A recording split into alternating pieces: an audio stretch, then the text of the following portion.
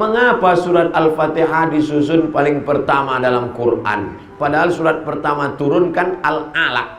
Iya juga.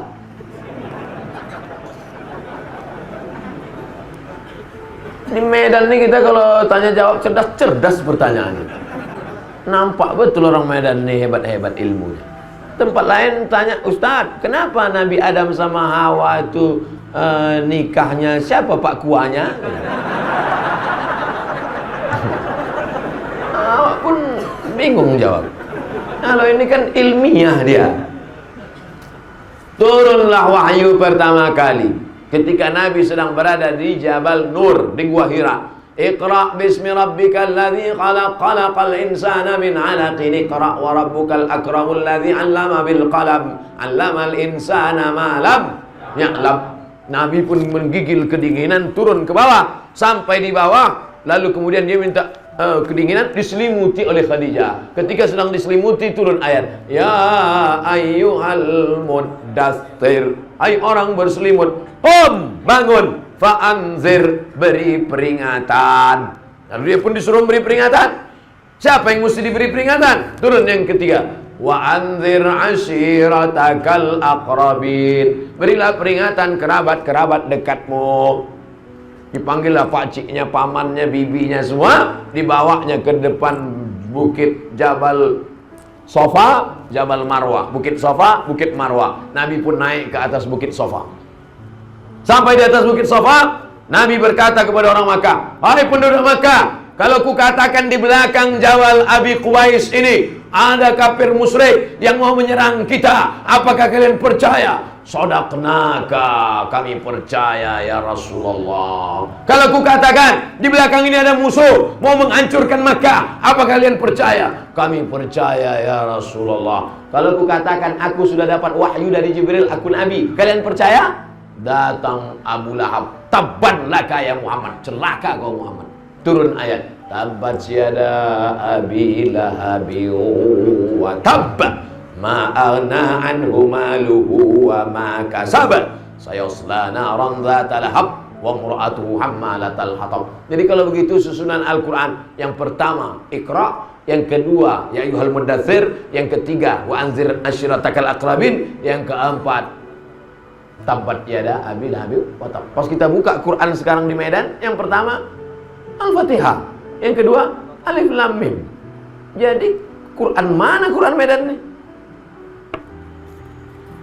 Quran yang ada di Lauhil Mahfuz, fi Lauhil Mahfuz, yang ada di Lauhil Mahfuz itu susunannya pas macam susunan yang ada di Medan.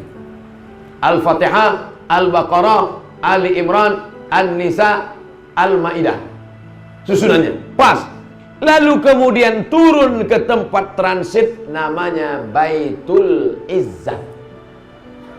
Turun di tempat Baitul Izzah, berhenti dari Baitul Izzah. Lalu dari Baitul Izzah turun ke Nabi. Itulah yang menurut susunan secara historikal, secara sejarah tadi. Datang Jibril membawa Iqra, datang Jibril membawa ya ayyuhal muddatsir, datang Jibril membawa wa ashiratakal aqrabin, datang Jibril membawa tabbat yada. Datang orang bertanya tentang haid, turun ayat haid, yas'alunaka 'anil mahid qul huwa adza. Datang orang bertanya tentang sedekah, yas'alunaka 'anil madza yunfiqun. Bertanya mereka tentang khamar, yas'alunaka 'anil khamri wal maisir. Lalu kemudian menjelang Nabi meninggal dunia, disusun lagi Al-Qur'an itu persis seperti susunan yang ada di Lauhil Mahfuz. Makanya mukjizat Al-Qur'an diantaranya adalah mukjizat cara turunnya. Turun acak 22 tahun, 2 bulan, 22 hari. 22 tahun, 2 bulan, 22 hari. Susunnya acak kadut kacau balau. Tapi bisa disusun ulang sebelum Nabi meninggal, persis seperti susunan yang ada di Lauhil Mahfuz. Jelas? Jadi Pak Ustadz, sebelum Nabi meninggal, Quran itu sudah tersusun macam yang sekarang? Ya, macam sekarang. Tapi ada di kepala sahabat. Sudah macam ada sekarang. Al-Fatihah, Al-Baqarah, Ali Imran, An-Nisa, Al-Maidah, sampai An-Nas. Tapi tak ada wujudnya zahir. Adanya di kepala mereka. Dalam bentuk apa? Dalam bentuk Quran digital. Main klik-klik aja. Klik Al-Baqarah muncul, klik Tiba-tiba yang di dalam kepalanya klik-klik tadi meninggal gara-gara memerangi nabi palsu. Namanya Musailamah Al-Kadzab. Nama kampungnya Yamamah. Dibuatnya surat palsu. Wal fil wa ma adraka mal fil lahu zailun tawil. Demi gajah, tahukah kamu apa gajah itu? Ekornya panjang.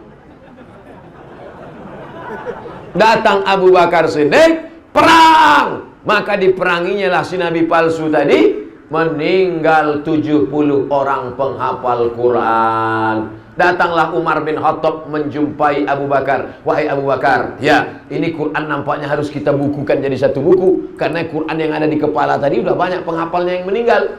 Apa hikmah dari sini? Bahwa tentara-tentara zaman Abu Bakar itu adalah para penghafal Quran. Makanya anak-anak kita ini mesti hafal Quran. Nanti dia jadi tentara, tentara hafal Quran. Dia jadi polisi, kapolres hafal Quran. Dia jadi kapolri, kapolri hafal Quran. Dia yang akan memperjuangkan Al-Quran. Takbir. Nah, lalu kemudian setelah itu kata Abu Bakar, aku tak mau membukukan Quran karena Nabi tak pernah menyuruh, Nabi tak pernah membuat. Maka kalau tak dibuat Nabi adalah bid'ah, wa kullu bid'atin dhalalah wa kullu dhalalatin finnar. Kata Umar, ini kalau tak kita buat nanti hafal penghafal sudah banyak meninggal. Ada manfaatnya. Akhirnya Allah membukakan pintu hati Abu Bakar. Lalu ditusunlah tim. Diambillah Quran-Quran yang tertulis di pelepah korma, di tulang onta, di batu lepes. Akhirnya jadilah satu Quran tertulis. Tapi sudah ada di kepala para sahabat mutawatir.